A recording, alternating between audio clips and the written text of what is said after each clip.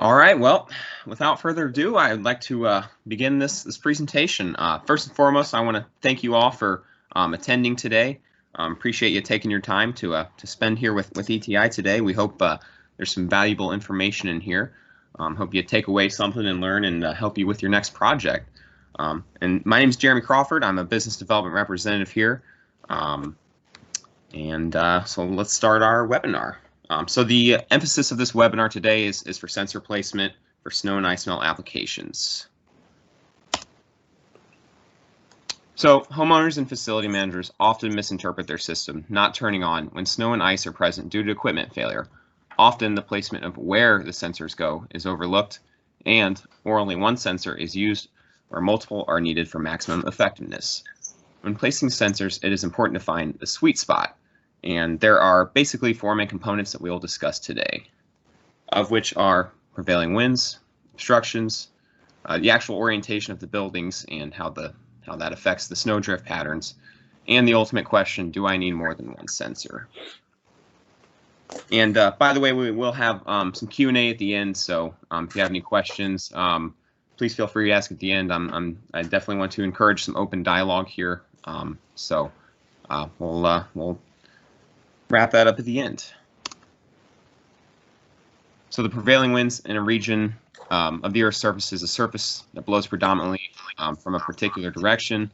And the dominant winds are the trends in direction of wind with the highest speed over a particular point on the Earth's surface. And that's kind of a wordy definition from Wikipedia, but what that really means is most of the time the wind will come from a specific direction depending on where we are located geographically.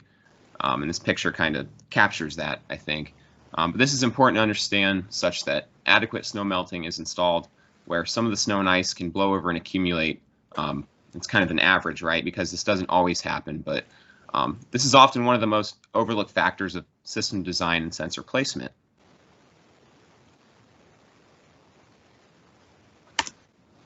And here are a couple of resources where you can find out more about your location specifically. I highly encourage you to take a look at this when designing your application. It can really help you iron out some of those snowdrift patterns and kind of find out what some of the potential weak points in the application might be, and where you may need to consider adding another sensor. So now let's talk about obstructions.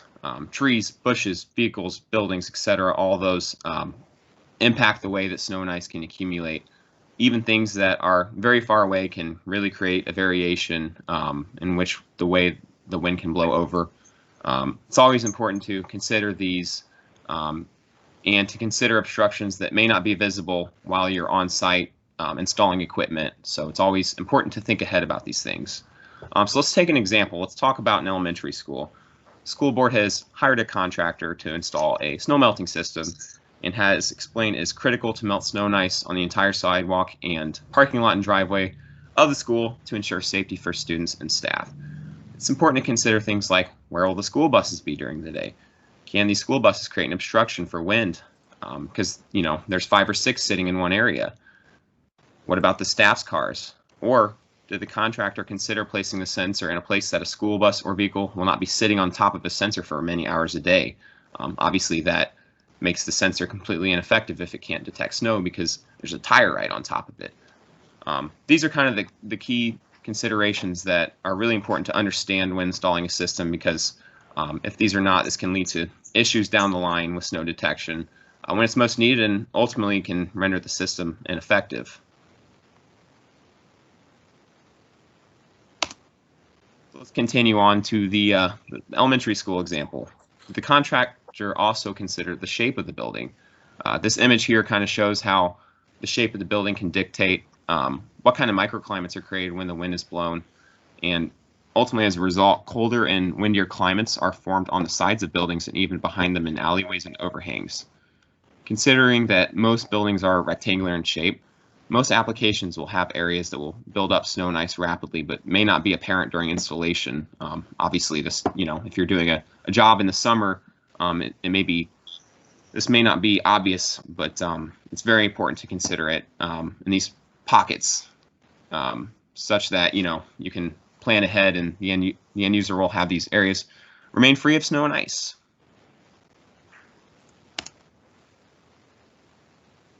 Do I need more than one sensor? Do I need more than one sensor? And ultimately, the answer is a resounding yes. ETI always recommends you use more than one sensor. Having another second set of eyes can only do any good for any snowmelt system. There are absolutely only positives to installing more sensors, and all ETI controllers can be paired with up to 5 sensors to ensure maximum coverage. So let's consider a standard driveway snowmelt application. We really took the deliberate time to make sure we understood prevailing winds.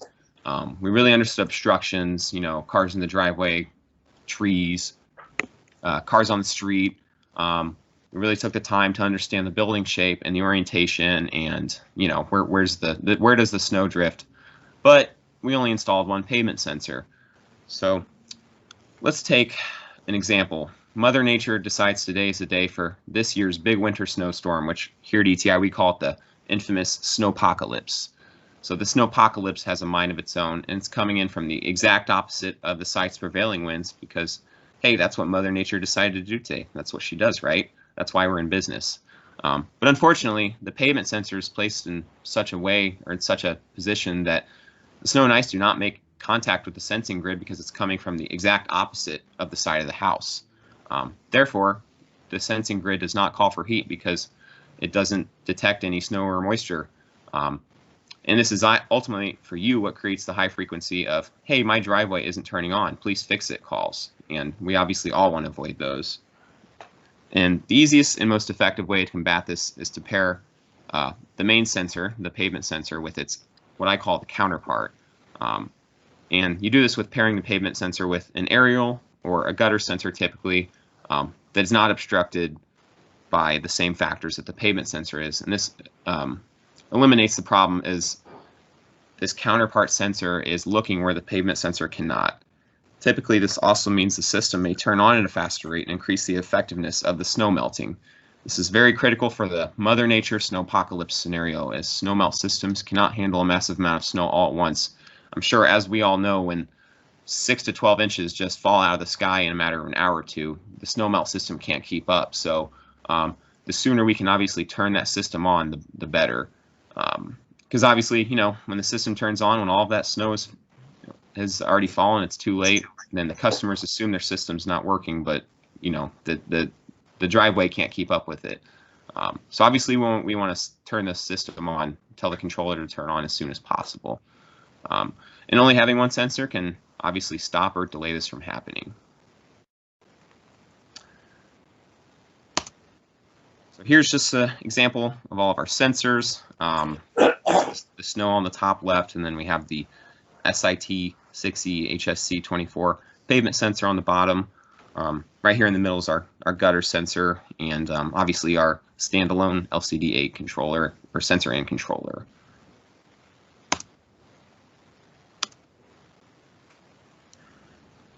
So I'd like to show you a quick little video introducing our new SnowWow. This is our sensor we just released. I'm really excited to share this with you.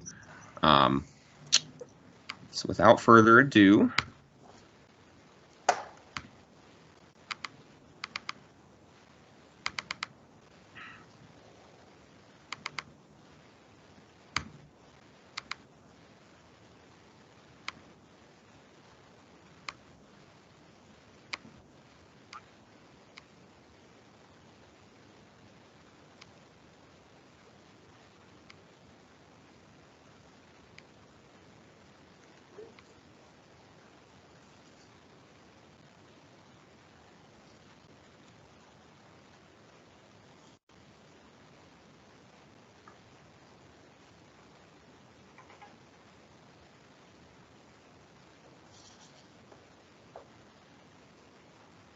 I'm not getting any sound.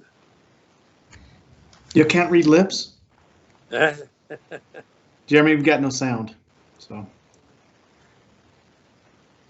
we can walk them through it. Essentially, guys, it's a summary of what Jeremy just talked about. We have multiple controls that interface with multiple sensors, and the SnowOwl is designed to work with a few of those. So, Jeremy, we can just go forward through this one, open up the Q&A if you want to.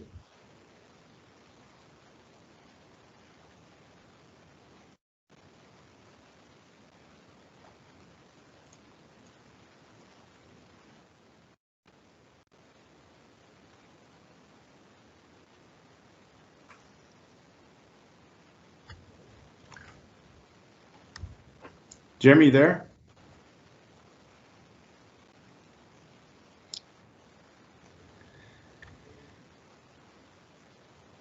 I think he may be hearing it. We can't hear it. That's what I was just about to say. I think he's getting sound on his end.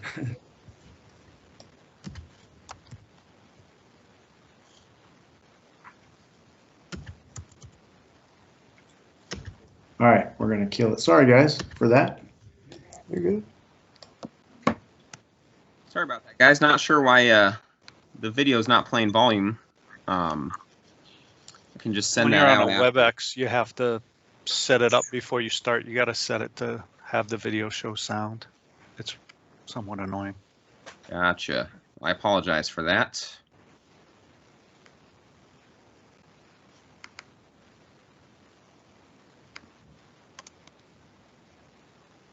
Okay, well, I will send that video out. Apologize for that, but we're at the end of the presentation here and like to transition to the question and answer and an open dialogue. So if anyone has any questions, feel free to fire away.